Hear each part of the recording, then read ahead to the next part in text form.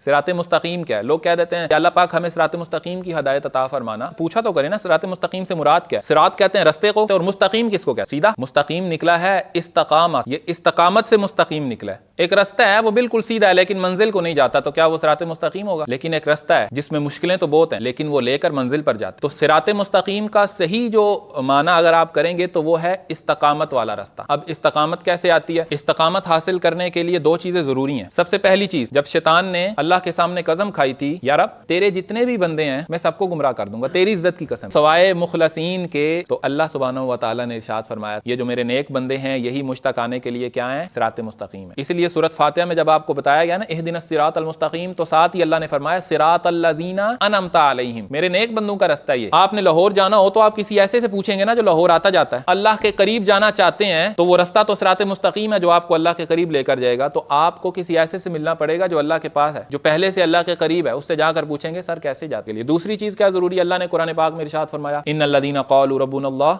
सुम्मा इस्तक़ामू, बेशक वो लोग जिन्होंने कहा हमारा रब अल्लाह है, ये जुबान से अल्लाह अल्लाह दोहराना, अल्लाह अल्लाह, सुम्मा इस्तक़ामू, फिर उनको इस्तकामत आ गई। तो एक हुआ आपका अल्लाह वाला शेख, दूसरा हुआ अल्लाह का जिक्र, उससे क्या होगा? सुम्मा इस्तक़ामू, आपको इस्तकामत हासिल हो जाएगी। जब इस्तकामत हासिल होगी तो उसकी निशानियां ततनज़्ज़लु अलैहिमुल मलाइका, आप पर मलाइका नाजिल होंगे और वो क्या कहेंगे? अल्ला तखाफू वला तहज़नू,